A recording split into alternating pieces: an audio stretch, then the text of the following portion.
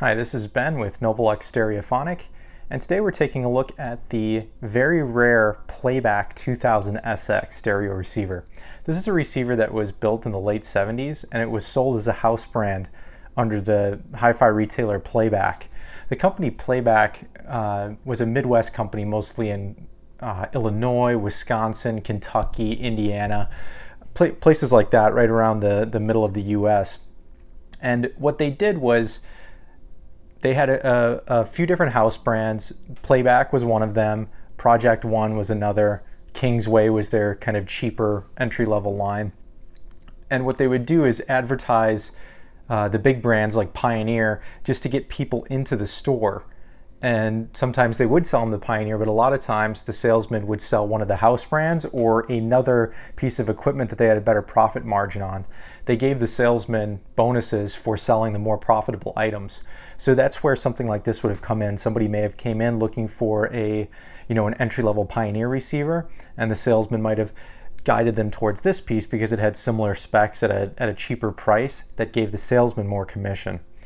So there's a little bit of history behind this piece, and they are very rare. There's almost none of them out there that I know of. I've seen a couple of the lower end ones come up on eBay, but this 2000 SX seems to be kind of a hard one to get.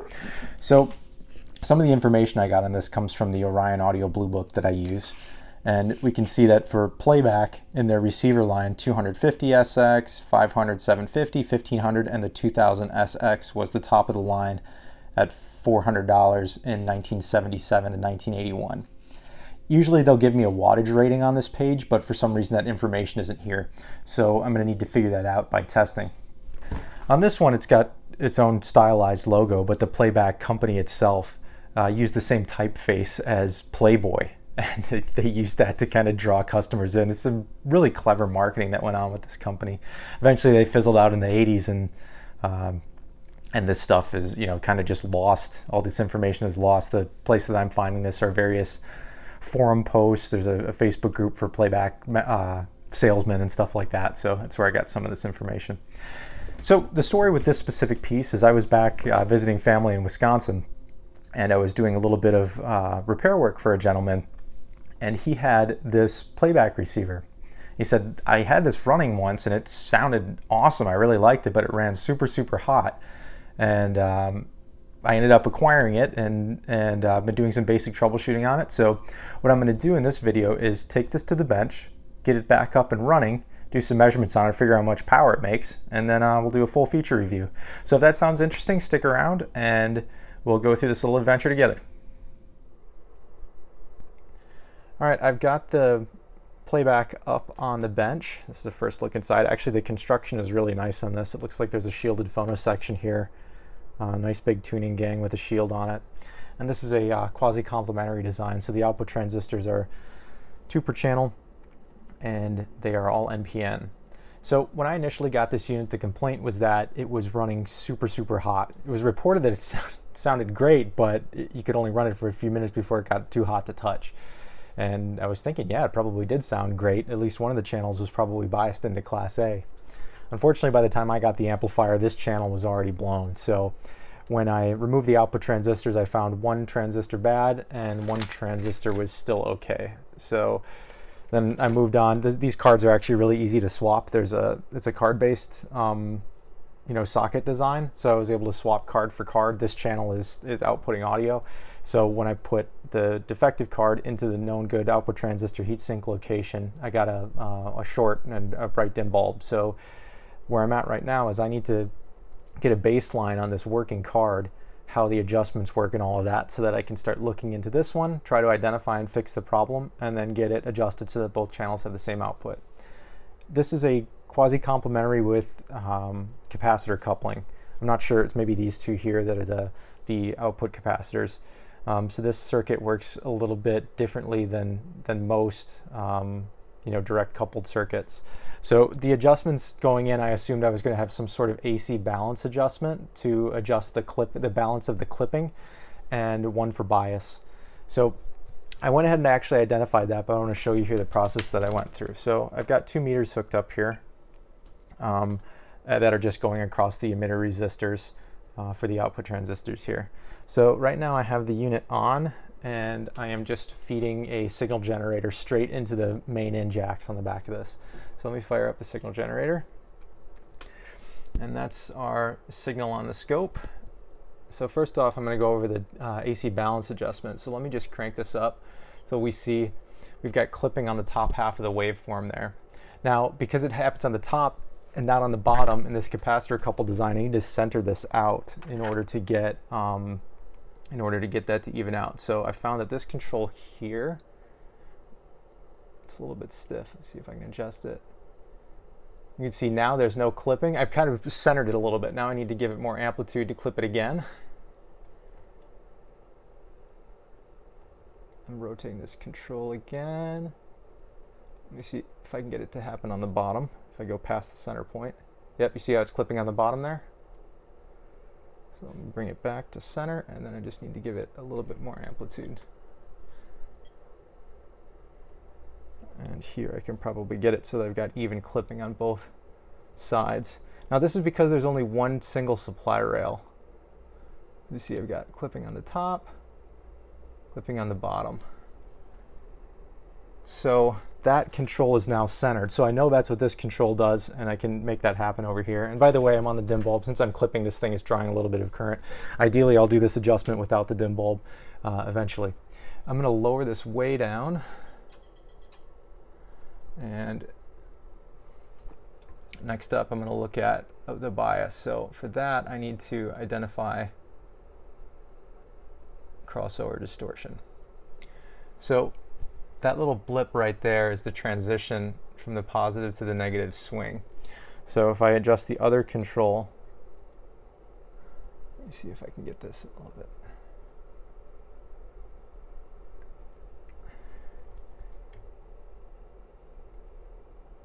So as I give the transistors more bias, I can flatten out that transition point.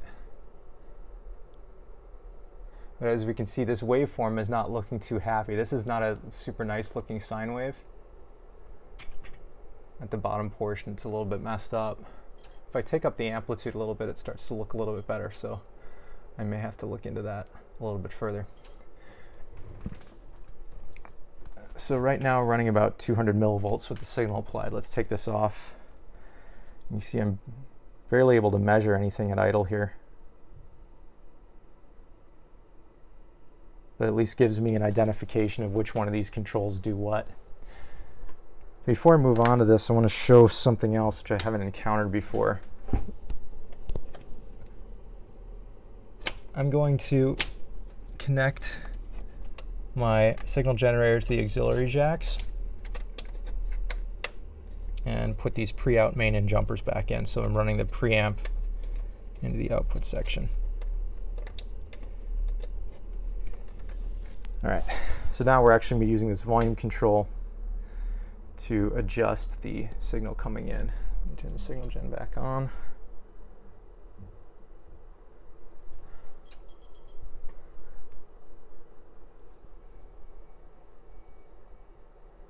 Wow, that is not looking good. I need to give this a little bit more amplitude here.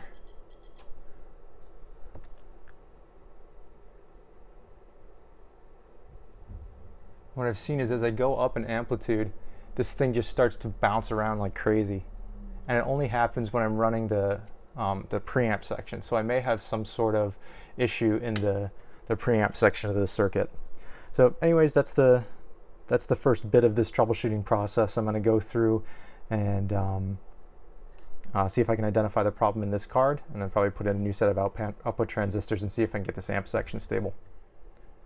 Okay, so I did some digging into the suspected defective card. This is the known good one here, at least fundamentally works.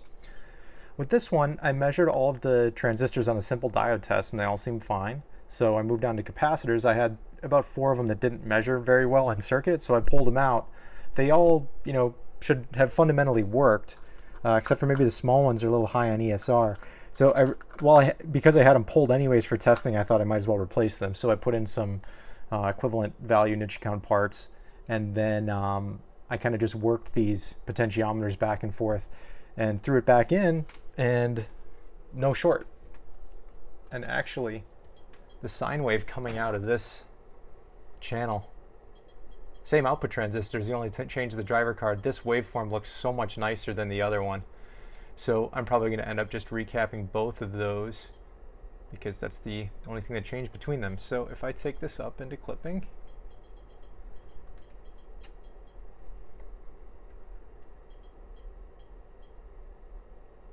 I can do just a little bit of an adjustment here on this guy.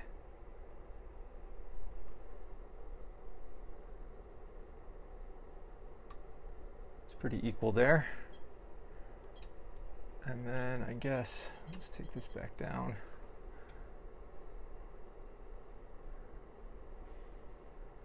Got a little bit of a notch there. And this I had the bias turned all the way down. So I'm just going to give it a little bias. And I think I was operating at about, see, I'm getting 1 millivolt. Let's do this. So we'll do more testing on that once I get both channels up and running. So what I think I'll do is I'll completely recap the other card and see if I can get that waveform to look clean, and then we'll move on to output transistors. This is the card that was initially causing major issues. This one, I didn't want to do a full recap on it because I'd lose some information. So what I did is I just replaced 2 parts. And then because it's socketed, it was easy. I just stuck it back in and fired it up. And our waveform is already looking better. So it could be one of 2 things. Either that capacitor, because it measured, I think, 360 microfarad instead of 220. It's possible that those original capacitors are causing the circuit to perform strange since there's too much capacitance, or maybe there's too much leakage. Or it's a matter of pulling these cards in and out a few times, cleaned out a dirty socket. So that I know for sure, I'm going to put the original caps back into this card and see if the issue comes back. Okay, those 2 original capacitors are back in, and the waveform is nice and clean. So the only thing that has changed from the initial segment with this card in is these 2 cards have been pulled in and out of the socket a bunch of times. So I think that weird issue with the waveform, not the bouncing, that's still stuck in the preamp, but that strange shape, I think that was coming from a dirty socket. So again, if I just didn't go back and do that step of replacing, I wouldn't have gained that information. So now the next time I work on something like this and see an issue, I'm going to check the socket before I check the caps. Okay, so I just finished the work on both of these cards. I opted to put a Bourne's trimmer in place of the original bias pot just because I think that was the root cause of the issue on this, that dirty control. And they're open back. This one is less of an important task, so I'm going to leave that one original, but I did change that one. So I've tested both cards in with the original output transistors, and everything looks good. I'm going to go ahead and throw a set of new output transistors onto this heat sink.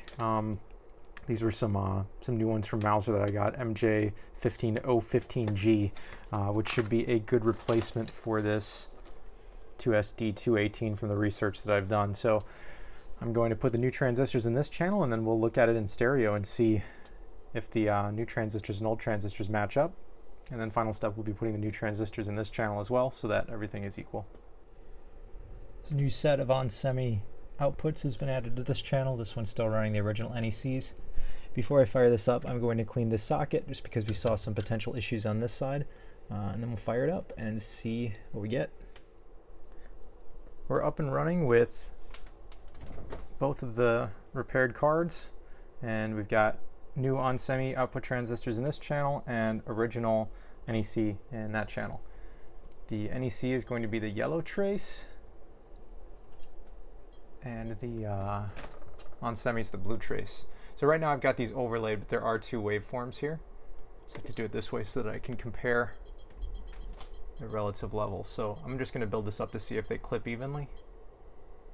And everything looks really nice and symmetrical. So I think this is a good substitute output transistor for this.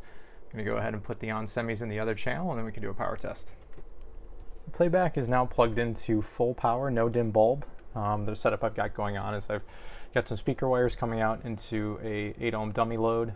I'm monitoring one of the channels for AC voltage so we can measure output power, and then we'll just be looking at the waveform on the scope. So right now I've got the bias turned all the way down. So both these pots are rotated to the extreme that gives me the lowest bias reading. And let's fire this up. And what I'm looking to do right now is kill that crossover distortion. So I need to zoom in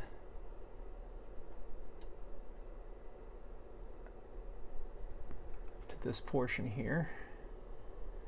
And I'll do the left channel first, the yellow one. Let's see, can I make this bigger?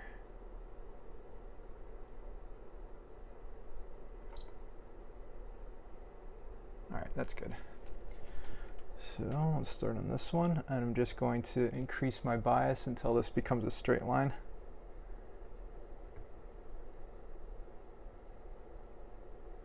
Just give it a little kick more.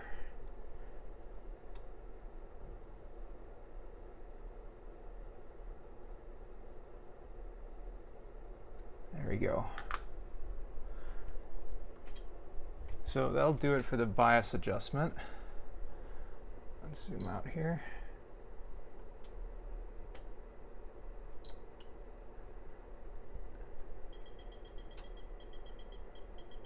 And taking this, you can see the waveform starts to get a little bit distorted here before it clips. So I'm going to take it to right about there. Looks fairly clean. And I've got about 12.2 volts AC across an 8 ohm load.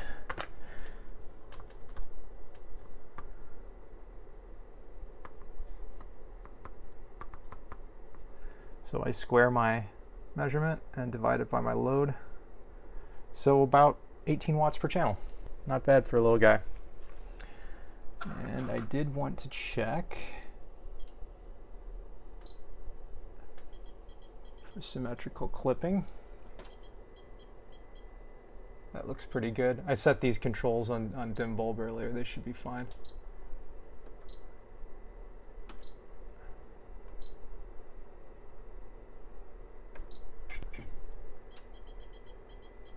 Yeah. All right, so that's that. So power amp section is now stable. It's bouncing around a little bit. I'm not sure what that's all about. It could be this capacitor coupled design. Next up, I guess we'll look at the preamp section and the tuner and see if we need to do any work on the front end. I just removed this cover here to get a look at what was underneath this, and it looks like we've got a line stage tone card and maybe a phono preamp. I'm not quite sure what this is doing, so I have to do some tracing. I cleaned all of the front panel controls, and this thing is working surprisingly well now.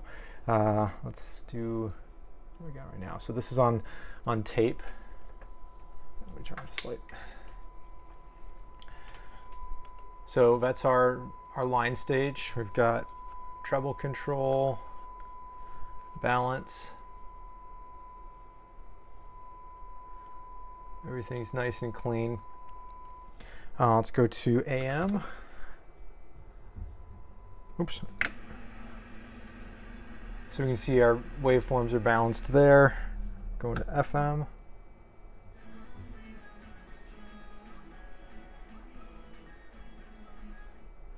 So that all looks good, but when I go to the phono inputs, pardon me, I just need to get a low level signal going here. Go to phono 1.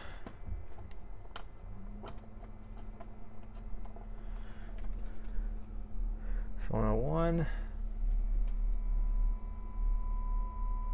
And we see a channel imbalance. It doesn't exist on any of the other inputs. So what I'd like to do is trace where these jacks go into which card and then start troubleshooting and see if I can figure out where that signal starts dropping in one channel. So I did end up looking into that phono imbalance issue, and while I was probing around trying to isolate the issue in the board that I traced it to, it started to perform normally. So that's usually a sign of some intermittent connection or maybe a part that is on its way out. So I ended up getting it pretty stable by reflowing some solder joints, and I think we're just going to leave it like that. The rest of the unit came out really nice. I did some detailing on the faceplate and the lamps and stuff, and we'll see that when we put it back on the photo bench in a few minutes. But I did want to go over some unique stuff that you find in these capacitor coupled amplifiers that I know threw me for a loop the first time I worked on one. So Normally when you turn on an amplifier, at least one of the things I do before I plug it into speakers is I check and make sure there's no DC on the speaker terminals, especially in a design like this that doesn't have any sort of relay protection that's, you know, visible inside of the chassis. So right now I have a meter tied across the speaker output here, and look what happens when I turn it on. What I'm seeing here is about half of the positive rail for this supply. So we have about 48 volts supplying this circuit, and the way that this quasi-complementary design works is your speaker output is at kind of the midway point between those transistor connections. So this is why on capacitor coupled amplifiers sometimes you get a loud thud when you turn them on. The speaker is acting as a resistive load and should essentially bring this down to 0 volts, which we'll see in a second, but you do get that split second of thump at power on. So I'm going to plug in a speaker load. I just have to see if I can get my meter on here at the same time. All right, so we still have that 20 or so volts DC there. I'm going to plug in a load. We immediately see that dropping down to almost nothing. That means that this capacitor here is doing its job in the circuit. If there was a voltage across the meter right now, I'd have to replace that coupling capacitor. All right, I wanted to run this through a power test with a more controlled method. I just got this 4-channel scope hooked up, and I think this circuit may be having some trouble with a common ground point or something with my dummy load, so I'm going to run this into my Sencor amplifier analyzer here, which is connected to this scope. So, I'm going to take this DC offset off. So I can read wattage directly on this device here. So that's 5 watts there. And this is going through some relays and stuff, so sometimes this signal can get a little bit weird looking at certain volume levels. But the main thing we're looking for is we want to see when this clips how much output power we have. Oops, that was balance. All right, so I'm maxed out there for volume, so I'm going to increase the volume on my signal gen, and there is clipping right around 25 watts. I'm going to change the range on this so that we can take it all the way up.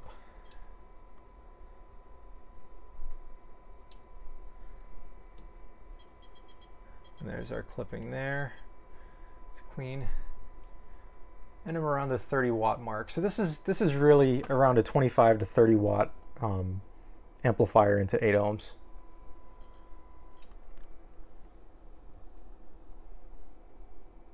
So next up, we'll put this back on the photo area, and I'll get it loaded in the cabinet, and we'll take a look at all the features. The Playback is now serviced and fully operational, so we're going to do a review of the front panel controls and spin it around and take a look at the back. But before we get started, I wanted to demonstrate this turn-on thud that can happen with capacitor-coupled amplifiers. So you see that excursion of the woofer at power on? That's a little less pronounced than normal because I've had this thing cycling on and off. But one of the things that you can do to kind of lessen this thump on some capacitor-coupled amplifiers is using a stereo 1/4 inch to 1/8 inch adapter. Nothing plugged into it, just the adapter, and plug it into the headphone socket. So a lot of times the headphone socket will have this spring tension that when you push something into it, it activates a couple of resistors on the speaker outputs to drop down the level before it goes to the headphones. So by plugging this in, we're slightly loading down those capacitors and hopefully reducing this thump at turn on. So the lighting on this is done with 5 incandescent screw-in lamps, and this meter, the tuning meter back here, is actually a blue color when it's off. So when they shine the yellow light through the blue, it gets kind of this purple glow around the edge, which is really cool. There's not a lot of like isolation between the lamps, so when we switch between sources,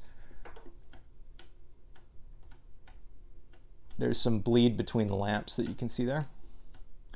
We're going to start on our auxiliary and go through the basic controls.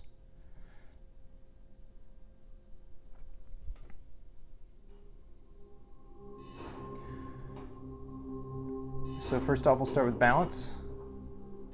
Left speaker, right speaker, and this is a pretty big null point in the middle.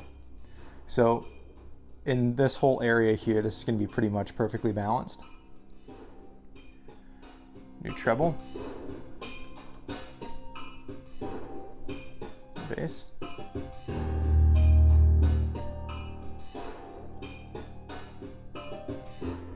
These switches here, source and monitor, is just going to select the tape input on the back or one of the sources selected here. Stereo and mono.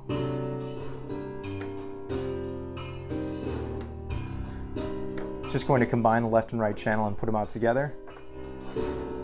This high filter we'll be able to hear on the tuner a little bit better. And then loudness. It's pretty funny. This is a low wattage receiver, and you can tell these switches are all designed to be in the up position during normal operation, so they obviously assumed that loudness would be in circuit. And it doesn't sound very good without the loudness engaged. There's just not enough bass. And if we compensate here, the curve is wrong.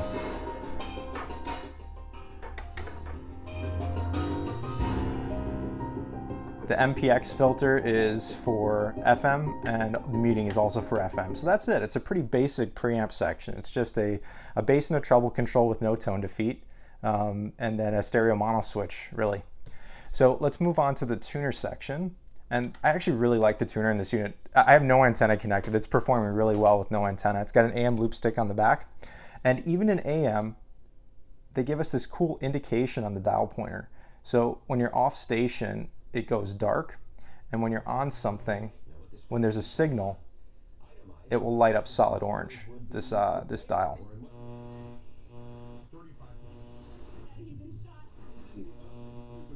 This is really good AM reception here, by the way.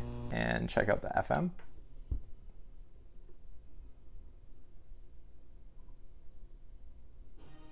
And in FM, I get the tuning meter.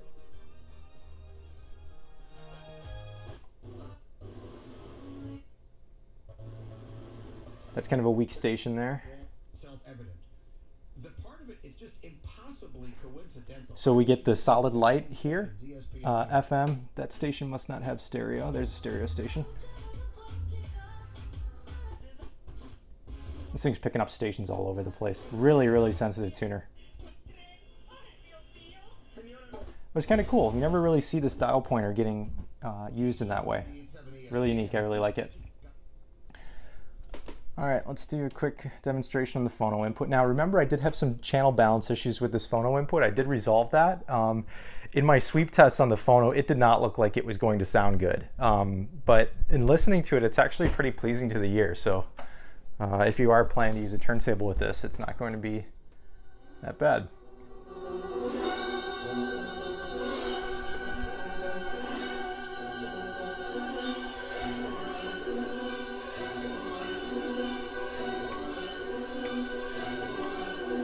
You hear the high filter a little bit there.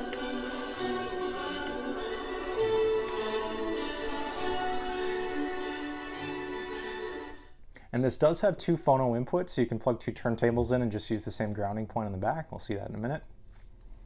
And now we got a speaker selector, so you can do A, B, A plus B, or turn the speakers off if you're just listening to headphones. So that's about it for the front panel. Let's spin it around and take a look at the back. The back panel of the 2000 SX is pretty straightforward. We have G, A, and B for the speaker outputs, though. This is a little bit confusing. The G is the ground or the common point. So if you had two sets of speakers, the way that you would connect this is the black from both speakers would go to G, and then the red from one would go to A, and the red from the other would go to B.